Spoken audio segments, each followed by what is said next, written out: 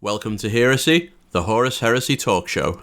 In this video, we're going to be looking at the Knight options available to the Mechanicum in Horus Heresy, the Age of Darkness. We're going to be doing a quick recap of Knight basic rules from the main rulebook.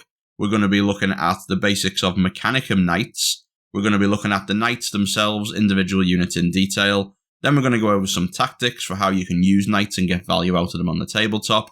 And then we're going to summarize everything that we've learned as well. But before we do that, if you would leave me a like and subscribe if you enjoy the content, that would be brilliant. Any comments at all, please leave them down below on YouTube. And don't forget to join the Heresy community on Discord as well. The link is below in the video description. And now, on with the show. So first of all, a quick rules recap for Knights. So Knights can't react to anything except Super Heavies, other Knights and Titans, that kind of thing. Or models with 8 wounds, which means the only thing you'll be reacting to most of the time are things like Leviathan Dreadnoughts or maybe opposing Thanatars. You ignore terrain when you move, so no difficult or dangerous, you can just walk right through it, which is good because your base is huge. You ignore the vehicle damage table as well, but you do take D3 extra damage on an explode result, which is quite a lot of damage.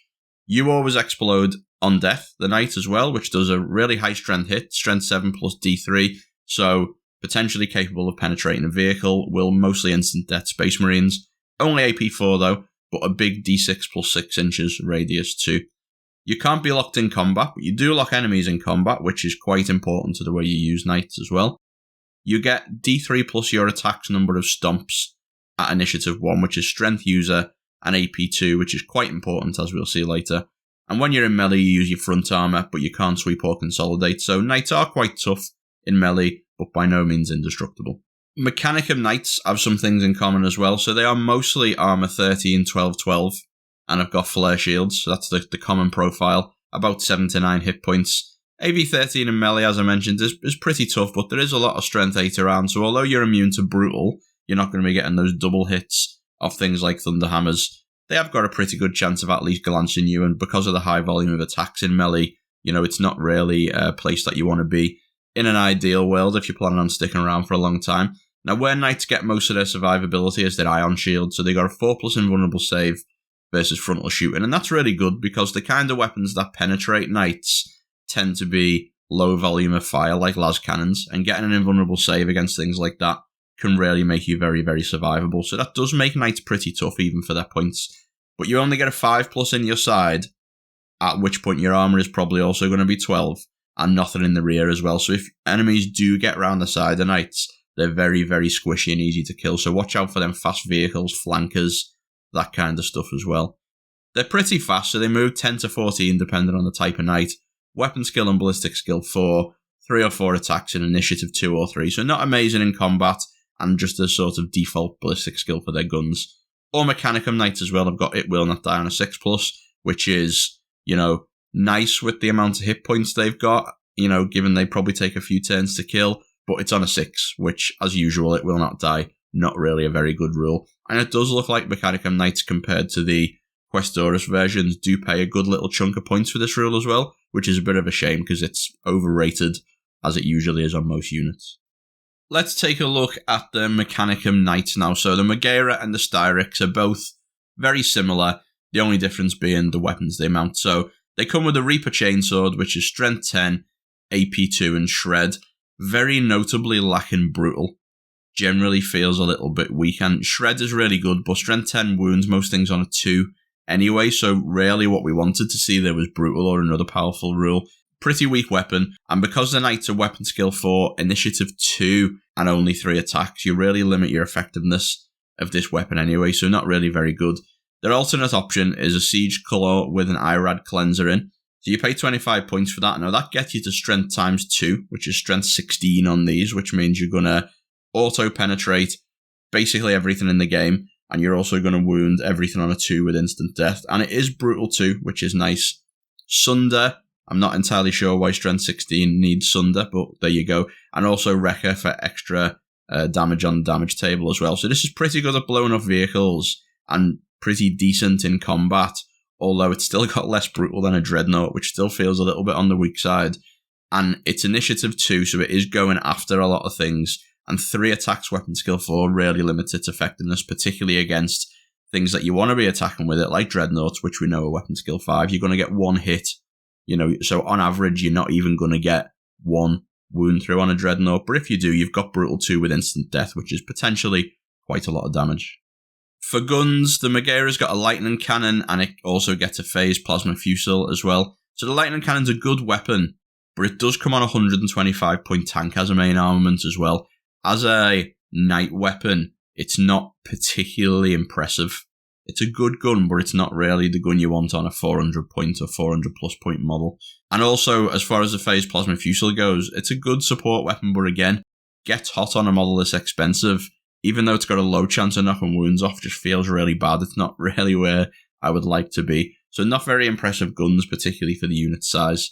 The Styrix has got a Volkite Cheeravile and a Graviton gun. It's a 5-shot strength 8 Volkite weapon. Pretty weak, really. Again, for the size of the knight, I don't think 5 strength 8 shots with AP 5 is particularly good. You pay a lot of points for this model. I would rather have the lightning cannon every time. This is obviously a little bit better if you want to shoot, rhinos with it, but a 400 point model shooting rhinos is not ideal. So if you got a choice between these two, I would pick the lightning cannon every time. On the upside, the Styrix does get a Graviton gun, and Graviton guns are nice. Probably the least they really could have done for this poor guy is give him a Graviton gun. But yeah, the gun options on these, not fantastic. So now we know the guns, the important bit, let's have a look at the rest. So their armor 13, 12, 12, and they've got flare shields. 7 hit points, so they're not super tough, but it does reinforce wanting to keep your front to the enemy. And their strength 8, initiative 2, 3 attacks, which isn't very good for the melee profile either. Night vision on a knight is really good. It really helps a lot, but the weapons do let it down a little bit. So you might have that lightning gun, but you've paid 400 points for it. It's got night vision, which is nice, but if it had better guns, this would obviously be much more attractive. Standoff firing with these knights ultimately is not an efficient way to spend 400 points.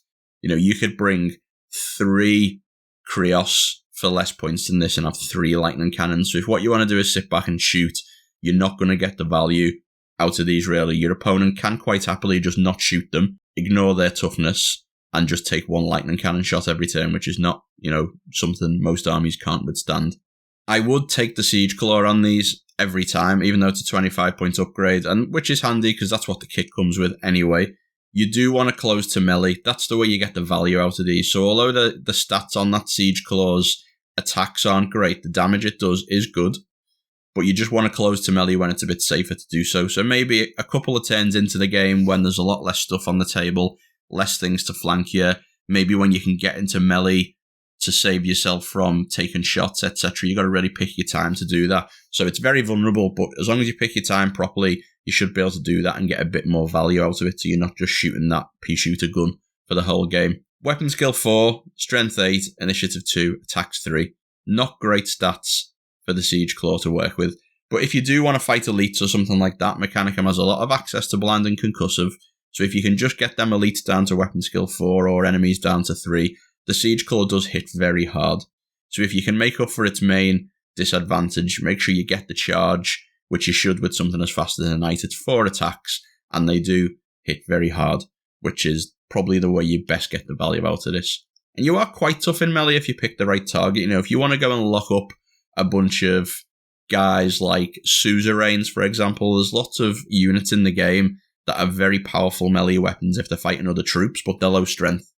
So things like suzerains, etc., are only going to be hitting you at strength 4 to 6, and they're just never going to kill a knight. So you can lock stuff up in combat and slowly kill them, or maybe locking stuff up in combat is the primary reason you're throwing the knight in there, which is, for me, where knights do start to get some value, because they can lock things in like that. And the last thing to mention, which is quite important, is the knights have an overtaxed reactor, so that means their explosion is AP3. Now that's pretty good. It makes exploding in the enemy's lines a really valid tactic. If you remember, these are strength 8 minimum, it's a d6 plus 6 inches explosion. When it's AP3, you can potentially take out an awful lot of enemy troops. But AP2 is really where you want to be in this game, and not every enemy army will have lots of AP3 stuff to kill. Plus the fact this does mean that you're going to die, and that means you're going to give away victory points in most missions as well, because you're a Lord of War. So you do have to factor that in, but it is another way you can squeeze a little bit more value out of these knights as well. Overall, the Magaera and the Styrix are okay. They're just a little bit expensive for what they do, and they probably could have afforded to have been a bit better. Next, we've got the Mechanicum Knight Atropos, or Atropos, potentially. Singularity Cannon is its main weapon, and this is the reason why you take the Knight. It's got Strength 8, AP 2, and it's got a 5-inch blast. Now that, at its default, is a very good gun. Native AP 2 on a big blast like that is a powerful thing to have. It's also got a rule called Vortex, so whenever you shoot it on a 6, you roll a dice on a 6, it leaves behind a template, much like it would if it was a grav weapon, and anyone that starts their turn in it, importantly, so even if they don't move, or if they move or move through it, takes a Strength 10 AP1 Armor Bane instant death hit at +3 on the damage table. Now that's very, very good. It's not going to happen very often, and a lot of the things you hit with it, if the infantry, are potentially going to die in the first shot, but the Vortex will finish them off if it goes off. Over the course of a game, you probably will get this once on average. It is quite powerful. It also does block line of sight as well, which has got some interesting tactical applications, potentially. When you roll that dice, though, on a 1, you take a whole point of damage, but it does still fire. And it leaves behind a Graviton template in its normal form as well. It's not super clear if the Vortex replaces the Graviton template, or you end up with a Graviton and a Vortex on top of each other, but I'm assuming the Vortex is supposed to replace the Grav template. Outside of Vortexing, though, when you are shooting things at this that aren't troops, it's just going to be a single haywire hit. So against things like vehicles and dreadnoughts, it's actually not very good at killing them unless you happen to roll that Vortex. It is just great at killing elite infantry, though, and it does leave that Grav template behind, and that's really what this is for. And for anyone using elite infantry, it's very scary to face a gun which is going to instant death most elite infantry, and as native AP2, you just lift up units of 2+ save stuff with this, and that does make it a very attractive thing to potentially put in your army. It also comes with the Atropos Phase Cutter, which is quite contrasting in its effectiveness to the Singularity Cannon. So it's 12 inches range, and it's got a single shot, Strength 10 AP2, Ordnance 1. Not very good at all, really. A slightly better single las cannon shot, but with very short range. It's very bland weapon, and it's quite dangerous for the Knight to be in this range as well. The Singularity Cannon's got a 36-inch range. This doesn't match that at all. So as a gun, not very good, but sometimes it will throw in an extra bit of damage, but don't play for it because that 12 inches is very short and dangerous for your Knight. In melee, which is where the cutters are sort of, have their backup use, it's cumbersome. So straight away, it's only going to be 1 attack, and it's only going to hit on a 6, which is pretty bad. It's Strength 10 AP1 Armor Bane instant death, so if it does hit, it's going to do good stuff, but this is not a good weapon. You want to be attacking with your default Knight stats, rather than this. Even though the default Knight has got no AP, it's going to actually get some hits. It's still going to wound on a 2 and instant death most things. You're just never going to use this in melee. I think for the cutter weapons in this game, Cumbersome's gone a little bit over the top in terms of how bad it is. Like, the weapons might as well just not be usable in melee. They definitely could have afforded to have been a bit better. So now we know what its weapons do. It's Strength 9, Initiative 4, Attacks 4, so this is much better profile than the Magaera and Styrix. It hasn't really got a melee weapon to take advantage of that, but it does make its stomps slightly better. So it's going to get D3 plus 4 stomps at Initiative 1, and they're going to be AP2 Strength 9, so that's pretty decent. And then if you also throw in 4 attacks at Strength 9, Initiative 4, with no AP as well, you're going to do some okay damage in melee. It moves 14 inches by default, which is very fast, and it's got the flank speed rule, which means it can go 18 inches and then charge. Now, the best use for that for me is staying back and shooting your Singularity Cannon until the time to close comes. If you want to go and lock something in combat to stop it moving, or you need to go and stomp on something, or whatever, you've got the speed to go and get there in a turn, potentially, compared to the slower Knights, which might have to pre-position. This can stay at a safe range and then suddenly bolt across the battlefield, if that's a thing to do, so that's pretty cool. It's got 8 hit points, so 1 more than the average Knight as well. And it's also got the Catastrophic Destruction rule, which is an AP1 explosion. Now, this is the reason why getting across the battlefield in that speedy manner can be quite important. This is a serious, serious explosion. This is going to basically kill everything within its range if it's a troop. It's very, very easy to do that, bar the odd and vulnerable save.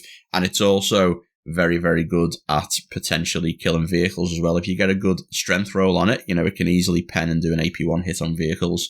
Again, the disadvantages of that are it has to die and it has to give away some Lord of War victory points. It's got a rule called macro extension targeting protocol, so all its guns are twin linked when you're shooting against big things like knights or super heavies or monstrous, which is not going to come up very often, and its gun's actually not very good at killing those things anyway, so it's not a great rule.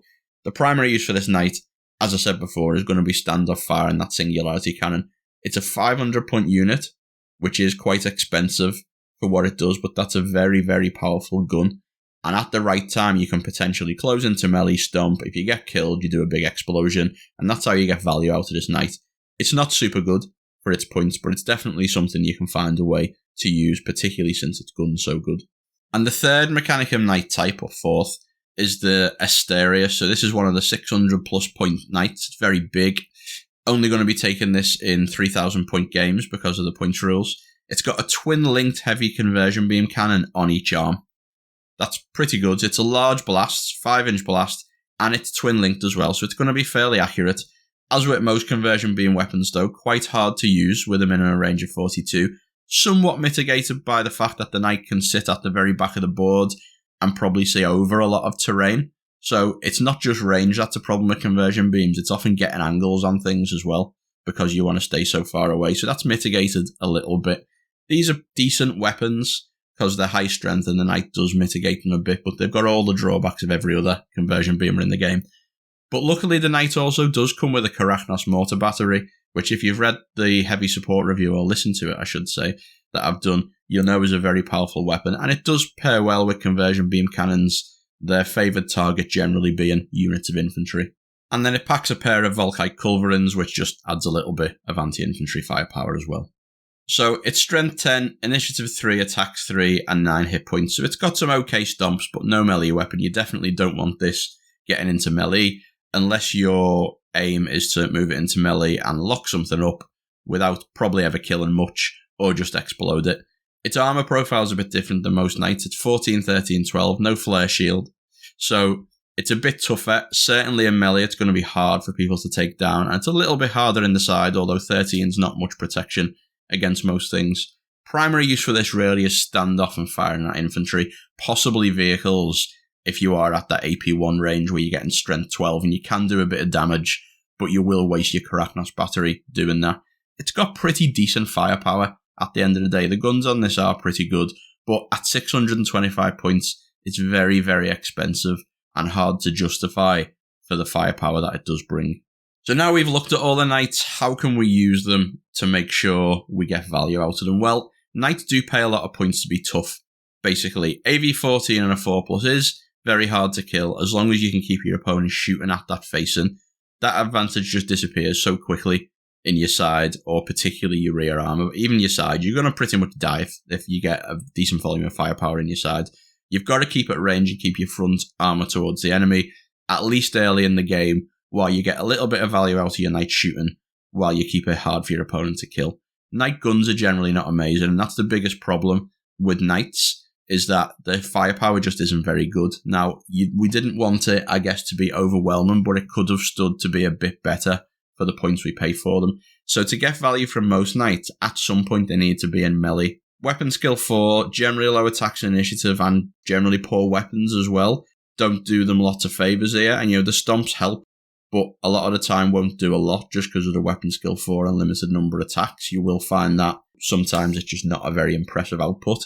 Getting value from melee with knights, in my opinion, is primarily going to be in terms of tying things up. Depending on the knight, it can be very hard to kill for your opponent, or impossible to kill for your opponent with lots of units, and you really can just take units out the game by charging the knight into them, which is pretty interesting. The explosions can be strong as well, and can be a thing that punishes your enemy if they do commit to try to remove that knight, but you have got to be careful with the victory points you give away, which can be very clutch depending on the scenarios you're playing. Taken together, all these things can mean it's quite difficult to get value from knights unless your opponent wastes time shooting them, because they are ultimately quite expensive, and you've got to use all these different things together to try to make your knights valuable. So in summary, purely shooting with your knights, not very efficient due to just having weak guns for their points. Knight melee is limited by mediocre stats on the melee weapons and the high risk of closing with the enemy, so you really do have to pick your target and pick your time and make sure that you're closing with the right thing to get value out of the knight. Exploding knights is where they do make up some of the value, but that's kind of unthematic as trying to just sacrifice your knights every game. And the Lord of War VP bonus that you get is not very appealing when you're thinking about running a knight, but to also use that explosion sacrifice as a tactic as well makes it a bit more risky, because those VP bonuses can be really game-changing a lot of the time as well. Knights aren't bad so much as disappointing, I think, in their impact on the battlefield. They're just expensive for what they do, but you definitely can find uses for your knights, and they can perform a role in your army, but they need to be played with skill, and that is a bit of a challenge. I mean, let's face it, the models are great on these, so it is worth attempting this stuff, and a lot of people own these knights already, so these are definitely worth using and worth trying. Don't expect them to be the most impactful thing in the world, and do expect them to be quite hard to play with, and sometimes, you might just not get a lot of value out of them at all and feel a bit disappointed, but it is worth a go, just because ultimately knights look great. And that's the end of the show. If you enjoyed it, please do leave me a like and a subscribe, and any comments at all, please leave them on YouTube down below. And again, don't forget to join us on Discord. The link is down below in the description too. Thanks very much for listening, everyone, and I'll see you all soon. Bye-bye.